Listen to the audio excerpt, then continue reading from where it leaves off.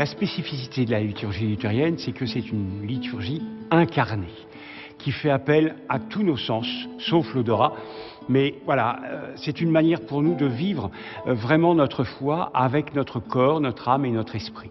C'est une liturgie qui valorise beaucoup la musique, l'esthétique, qui est très participative.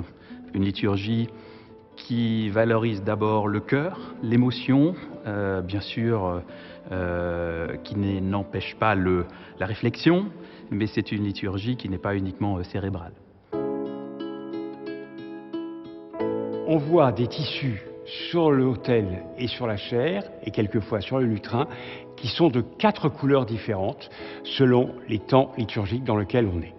Là, le dimanche 26 mai, on est en blanc parce que nous sommes dans le temps de Pâques. Et puis, on peut voir sur l'autel un crucifix. On n'adore pas cette image-là, mais elle est là pour nous rappeler que nous sommes sauvés par le Christ qui est mort sur la croix plantée sur le Golgotha. Ce qui me plaît tout particulièrement, ce sont les déplacements du pasteur, qui lorsqu'il s'adresse au nom de la communauté, il se place au sein de nous, donc avec nous, et il regarde l'autel, donc face à Dieu. Et quand il doit parler au nom de Dieu, il se place donc face à la communauté. Pour moi, ça a un sens existentiel, et je le vis très intensément dans ma foi. Et puis, il y a la parole aussi chantée par l'assemblée, par les fidèles, qui répondent toujours au pasteur. Il y a là un va-et-vient, un dialogue qui s'installe entre la communauté, le pasteur, et puis aussi le Seigneur, bien sûr, qui est là et qui nous parle. C'est aussi une manière de vivre vraiment ce que, pour Luther, a été important, le sacerdoce universel de tous les croyants, de tous les chrétiens.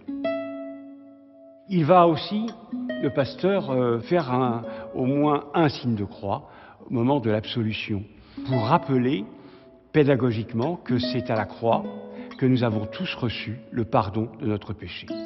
À chaque fois que je vais au culte et que je sors du culte, je me sens mieux et plus armé pour retourner dans la vie du quotidien.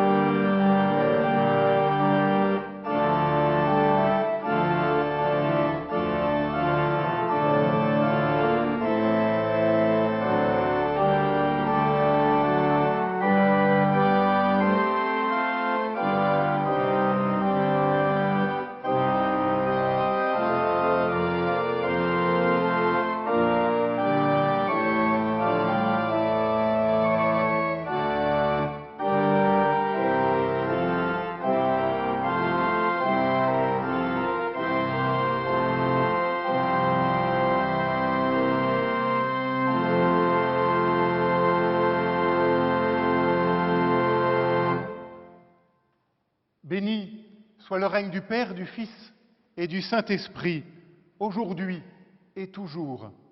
Amen. Frères et sœurs, soyez les bienvenus en ce 5e dimanche après Pâques, qui, dans la tradition des églises d'Occident, porte le nom de Rogaté, ce qui signifie prier. Prier, c'est nous laisser rejoindre par le Christ présent. Faire halte dans le tumulte du temps. Et cela est vrai pour vous aussi qui nous rejoignez depuis vos écrans, afin de vivre ensemble ce temps devant Dieu. Nous nous unissons par le chant du psaume 91.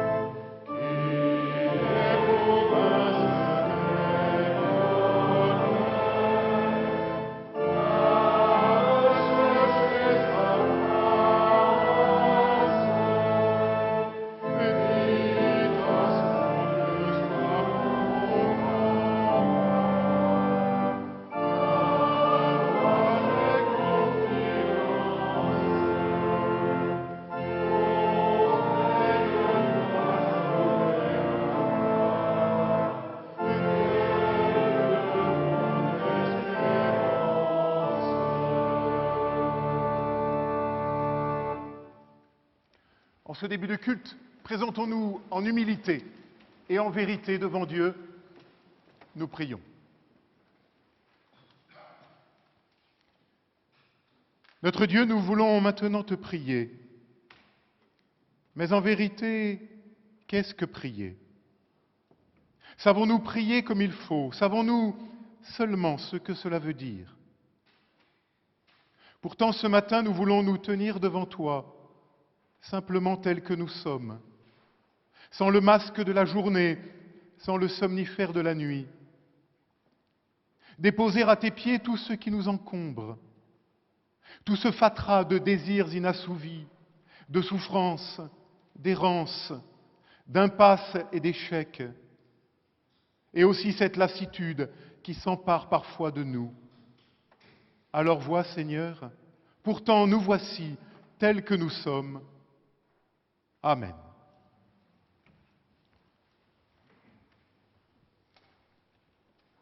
Ma sœur, mon frère, tu es pardonné, tu es relevé par grâce seule. Accepte seulement d'être accepté. Dieu, lui, s'invite dans ta vie et lui donne un souffle nouveau. Dès aujourd'hui, ici et maintenant. Cela, je l'annonce et je le proclame au nom du Père, du Fils et du Saint-Esprit. Amen.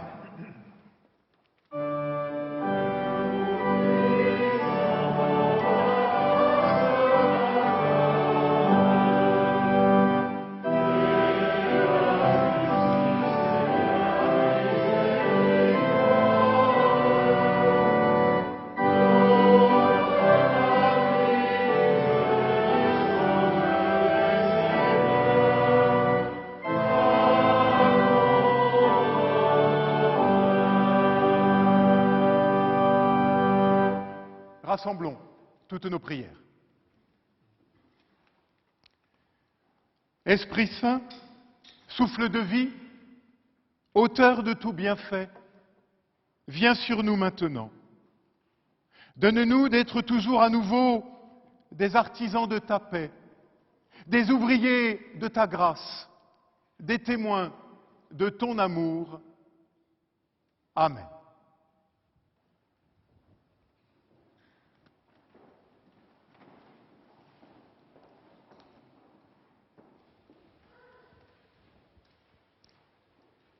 Lecture de l'Évangile selon saint Jean, au chapitre 14, versets 23 à 29. Jésus dit, « Si quelqu'un m'aime, il observera ma parole, et mon Père l'aimera. Nous viendrons à lui, et nous établirons chez lui notre demeure. Celui qui ne m'aime pas n'observe pas mes paroles. Or, cette parole que vous entendez, elle n'est pas de moi, mais du Père qui m'a envoyé. Je vous ai dit ces choses, tandis que je demeurais auprès de vous. Le Paraclet, l'Esprit Saint que le Père enverra en mon nom, vous enseignera toutes choses et vous fera ressouvenir de tout ce que je vous ai dit. Je vous laisse la paix. Je vous donne ma paix. Ce n'est pas à la manière du monde que je vous la donne. Que votre cœur cesse de se troubler et de craindre. Vous l'avez entendu, je vous ai dit, je m'en vais et je viens à vous. Si vous m'aimiez, vous vous réjouiriez de ce que je vais au Père, car le Père est plus grand que moi. Je vous ai parlé dès maintenant, avant l'événement, afin que lorsqu'il arrivera, vous croyiez. Seigneur, ta parole est une lampe à nos pieds, éclaire pour nous le sentier.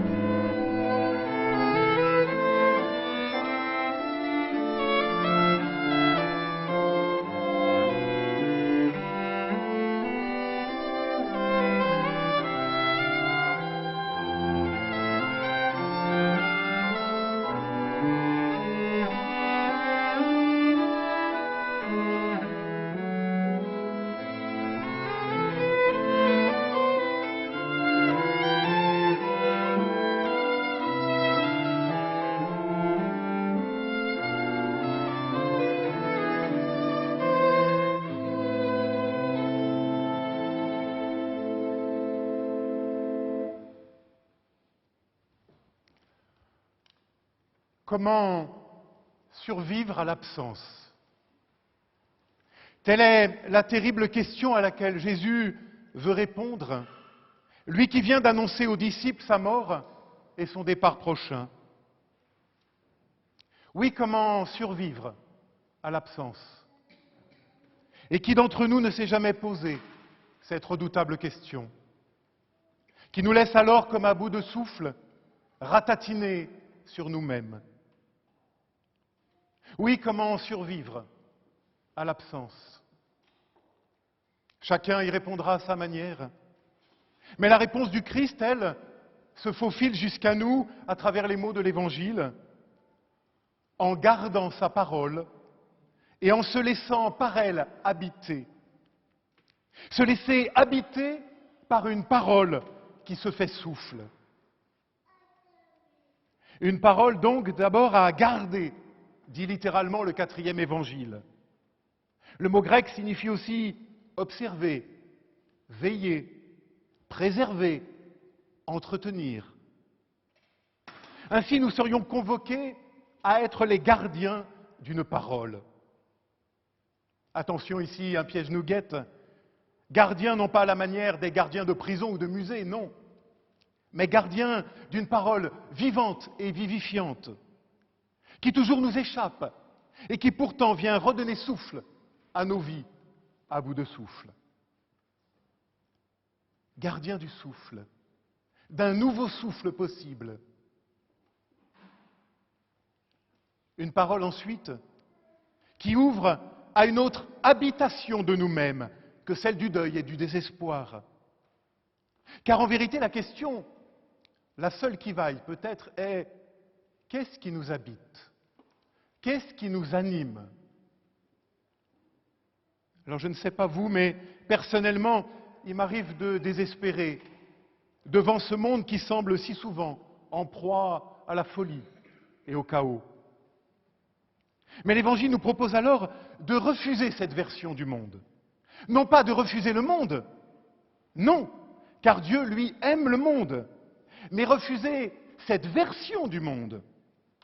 Oser faire avec elle sécession, dire non, mais pour pouvoir consentir à une autre alliance, c'est-à-dire à discerner ce qu'il y a d'humain, fût-ce au cœur d'un monde inhumain, et nous laisser habiter par cet autre regard possible qui ne vient pas de nous, mais qui est un don, le don même du Christ, le regard que Dieu pose sur le monde.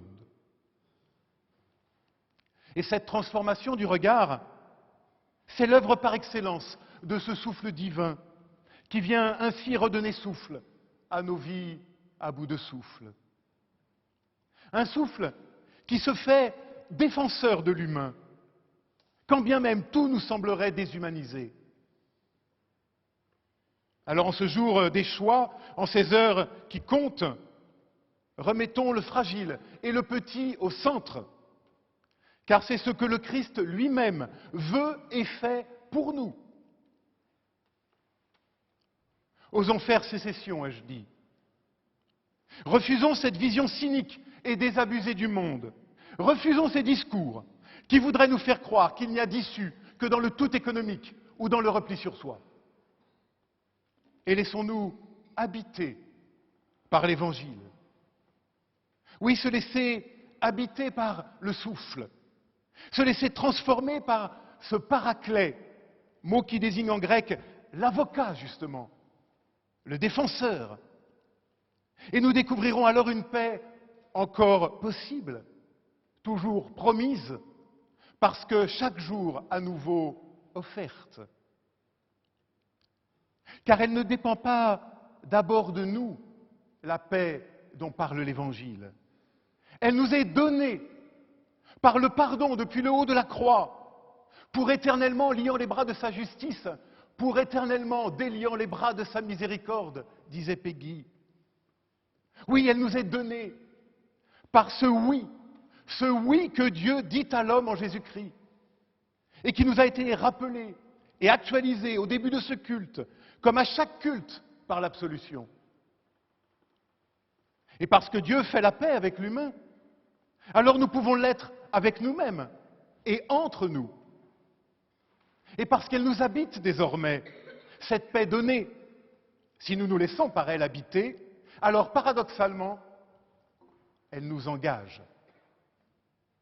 Car comme le dit admirablement le pasteur et théologien Dietrich Bonhoeffer, le chemin de la paix n'est pas celui de la sécurité. Car la paix doit être audacieuse. Elle est l'unique grand risque à prendre et ne pourra jamais être assurée. La paix est le contraire d'une garantie. Fin de citation. Oui, paradoxalement, la paix est un combat, et d'abord un combat spirituel. Ma sœur, mon frère, comment survivre à l'absence?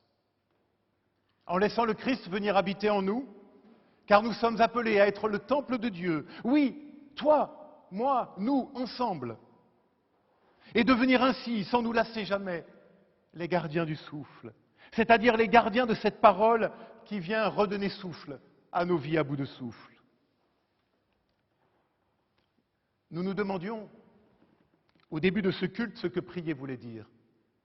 Et si prier, c'était s'ouvrir au souffle, le laisser gonfler la voile de ma vie, de ta vie, de nos vies. Une chose encore, comment tenir dans cette ouverture du cœur, dans ce recevoir, vous demandez-vous peut-être? D'abord, par un certain évidement de nous-mêmes. Faire un peu de place. Nous désencombrer de nous-mêmes, nous dépréoccuper un peu de notre ego. Nous aimons toujours tout remplir à l'image de nos agendas. Mais comment le souffle pourrait-il habiter en nous si nous ne lui laissons pas le moindre espace? Et puis par la mémoire. Le travail du Saint-Esprit, dit l'Évangile de ce matin, est un travail de mémoire. Pas au sens d'un ressassement mort, mais dans le sens qu'il rend présent ici et maintenant ce qui fut. Un travail de mémoire et d'interprétation. Une mémoire à interpréter, une mémoire qui interprète, comme le musicien interprète la partition et rend présent et vivant la mélodie écrite jadis. Mémoire de cette vie, celle du Christ, qui vient nous habiter afin de transformer nos impasses en chemin de vie, nos poings dressés en main tendue, nos chants de deuil en cris de joie, nos résignations en combat pour la justice et pour la paix, et faire ainsi de nous des funambules de la grâce. Amen.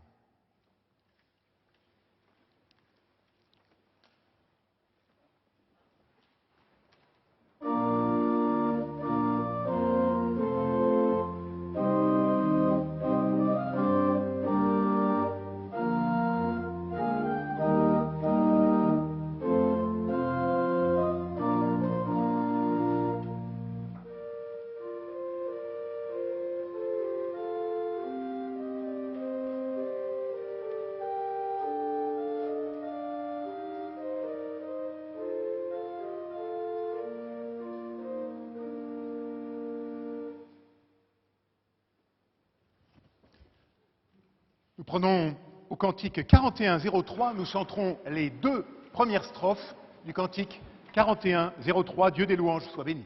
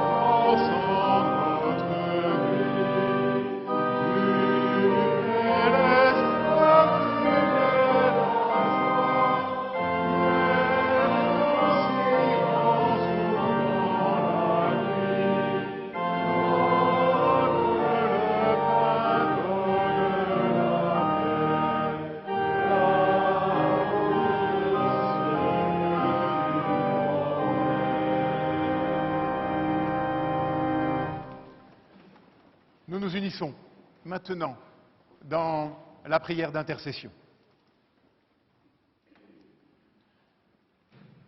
Notre Dieu créateur de toute vie, tu veux que nous partagions fraternellement les biens de la terre. Accorde à ceux qui gouvernent d'agir avec droiture, que s'établisse la solidarité entre les nations et le respect entre les peuples. Au cœur de l'histoire du monde, tu t'es manifesté comme le défenseur des tout-petits. Soutiens par la force de ton souffle les pauvres, les malades, les exclus, les prisonniers, tous ceux qui sont laissés pour compte. En tout lieu de ce monde, tu appelles des hommes et des femmes à la foi. Accorde à tes fidèles d'être unis en une communauté fraternelle et de porter du fruit en abondance.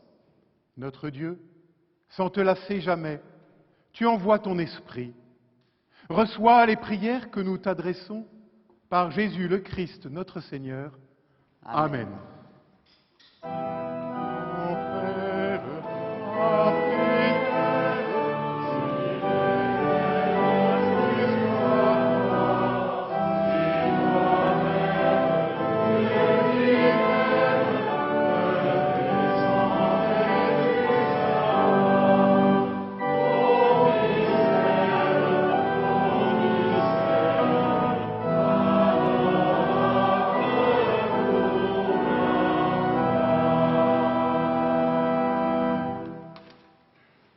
Le Seigneur est avec vous. Élevons nos cœurs. Rendons grâce au Seigneur notre Dieu. Il est vraiment juste et bon de te rendre grâce, Seigneur notre Dieu. En venant parmi nous, le Christ nous a rendu la confiance et l'espérance. Sa mort nous a franchis de la mort. Et dans le mystère de sa résurrection, chacun de nous est déjà ressuscité. Par ton esprit, tu viens redonner souffle à nos vies à bout de souffle. C'est pourquoi le peuple des baptisés, rayonnant de la joie pascale, exulte par toute la terre et sans fin chante l'hymne de ta gloire.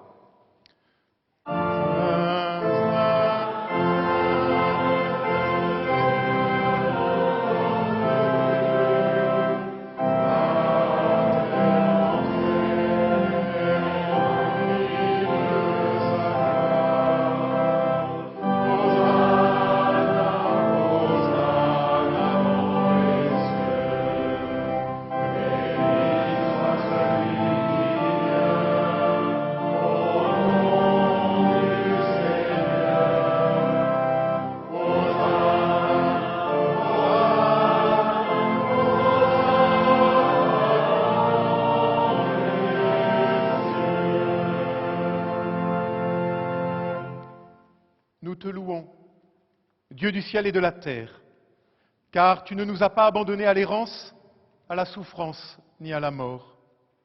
Mais tu as accompli pour nous et pour toute ta création ton œuvre de réconciliation et de vie. Nous t'en prions, envoie maintenant sur nous et sur ces dons ton Saint-Esprit, afin qu'en partageant ce pain et ce vin, nous ayons communion au corps et au sang du ressuscité, qui la nuit où il fut livré célébra la Pâque avec ses disciples. Pendant le repas, il prit du pain, et après avoir rendu grâce, il le rompit, et le leur donna en disant « Prenez, mangez, ceci est mon corps donné pour vous. » De même, après le souper, il prit une coupe, et après avoir rendu grâce, il la leur donna en disant « Prenez et buvez-en tous, car ceci est le sang de la nouvelle alliance, répandu pour vous et pour la multitude.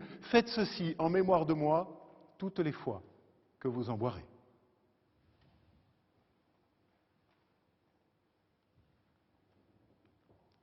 Seigneur Jésus, de même que tu as donné à manger à la multitude, tu as préparé toi-même pour nous ce repas. Par toi réconciliés avec le Père pour toujours. Par toi, unis les uns aux autres, nous formons un seul corps, ici et sur la terre entière. À l'image de ce pain unique, nous sommes un, comme toi et le Père. C'est pourquoi, d'un même cœur, nous pouvons reprendre ces mots que tu nous as enseignés. Notre Père, qui es aux cieux. Que ton nom soit sanctifié, que ton règne vienne, que ta volonté soit faite sur la terre et au ciel. Donne-nous aujourd'hui notre pain de ce jour. Pardonne-nous nos offenses, comme nous pardonnons aussi à ceux qui nous ont offensés. Et ne nous laisse pas entrer en tentation, mais délivre-nous du mal, car c'est à toi qu'appartiennent le règne, la puissance et la gloire pour les siècles des siècles. Amen. Et que la paix du Seigneur soit toujours avec vous. Que la paix du Seigneur soit toujours avec vous. Comme les épis, jadis épars dans les campagnes, et comme les grappes autrefois dispersées sur les collines, sont maintenant réunies sur cette table, dans ce pain et dans ce vin, qu'ainsi, Seigneur, toute ton Église soit bientôt rassemblée des extrémités de la terre dans ton royaume. Viens, Seigneur Jésus. Seigneur, je ne suis pas digne que tu entres chez moi, mais dis seulement une parole et je serai guéri. Voici, dit le Seigneur, je me tiens à la porte et je frappe. Si quelqu'un entend ma voix et m'ouvre la porte, j'entrerai chez lui, je prendrai la scène avec lui et lui avec moi. Alors venez maintenant, venez, car tout est prêt.